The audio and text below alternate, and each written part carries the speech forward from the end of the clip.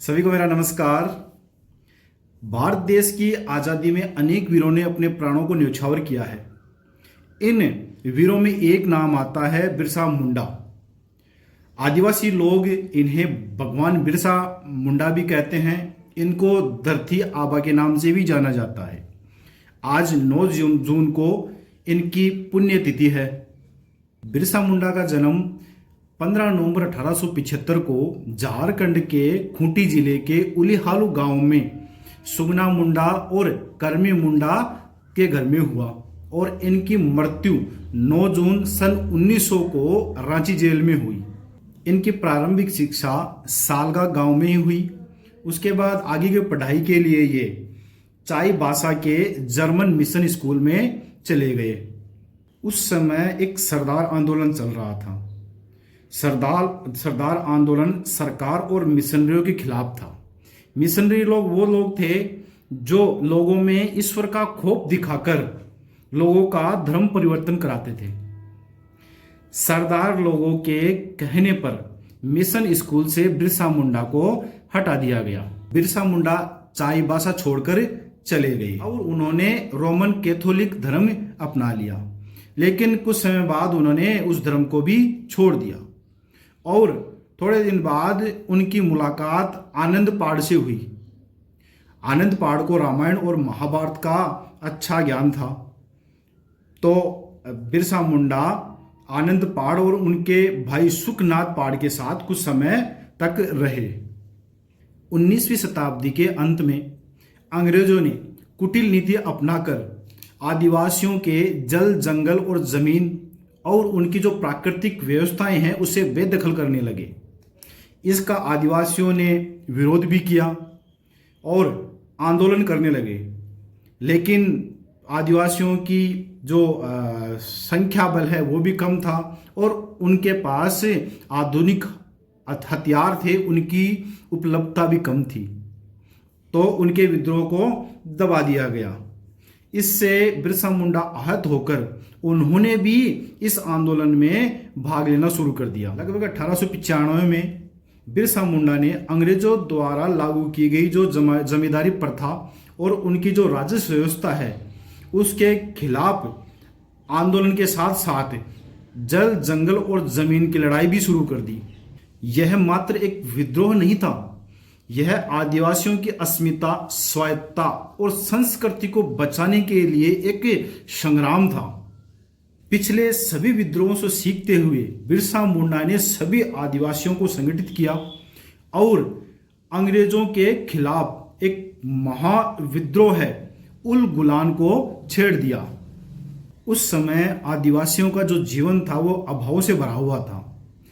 इसका जो मिशन लोग हैं वो फायदा उठाते थे और वो आदिवासियों को बरगलाते थे कि जो आप जो गरीब हो उसका कारण ईश्वरीय प्रकोप है, और उनको जो बीमारी और महामारी होती थी उसके लिए भी वो कहते थे कि इस पे भी ईश्वर का ही प्रकोप है, और वो उनको धर्म परिवर्तन के लिए अपनी ओर आकर्षित करते थे, उनको भात और कपड़े तक देते थे। इस पर धीरे धीरे बिरसा मुंडा का जो ध्यान है ना मुंडा समुदाय की गरीबी की ओर गया। बिरसा मुंडा आदिवासियों को बीमारी और महामारी से बचने के उपाय समझाते थे और उनको अपनी संस्कृति से जुड़े रहने के लिए तथा जो मिशनरियों का जो कुचक्कर है उससे बचने के लिए उनको समझाते रहते थे। इस प्रकार धीरे धीरे आदिवासी लोग मिशनरियों को नकारने लगे और बिरसा मुंडा की बातों पर विश्वास करने लगे। बिरसा मुंडा ने एक दिन घोषणा की कि वह धरती आबा है और आदिवासी लोग उसको बिरसा मुंडा को भगवान कहने लगे। लेकिन आदिवासी पुनरुत्थान के नायक बिरसा मुंडा अंग्रेजों के साथ साथ मिशनरियों की आंखों में भी खटकने लगे और अंग्रेजों और मिशनरियों को अपने मकसद में सबसे बड़ी बाधा बिरसा मुंडा लगने लगे। इस पर अंग्रेज उनको चालाकी से पकड़कर 2 साल के लिए जेल भेज दिया।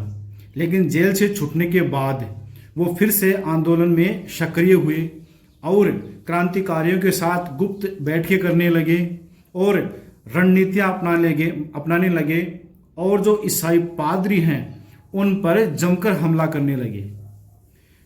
अंग्रेज लोग उन पर नजर रखे हुए थे, लेकिन फिर भी वो उनको चकमा देकर आंदोलनकारियों के साथ में गुप्त बैठकें करते रहे। जमींदारों और पुलिस का अत्याचार बढ़ता जा रहा था, लेकिन मुंडाओं का विचार था कि आदर्श भूमि व्यवस्था तभी संभव है जब यूरोपीय अफसर और मिशनकारी लोग पूरी तरह से हटा दिए जाएं।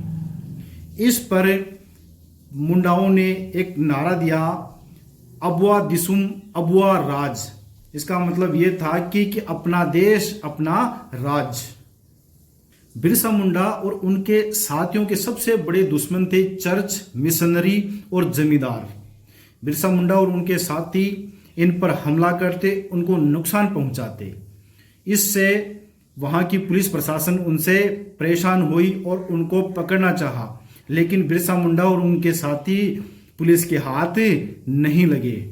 हाथ नहीं आने पर पुलिस ने एक तरकीब निकाली कि जो इनका पता बताएगा उनको इनाम दिया जाएगा। और सिर्फ 500 रुपए की लालच में आकर बिरसा मुंडा के ही किसी साथी ने उनका पता बता दिया और बिरसा मुंडा के साथ में लगभग 400 क्रांतिकारियों को पकड़ लिया गया और उनको अलग अलग धाराओं में दोषी बना दिया गया।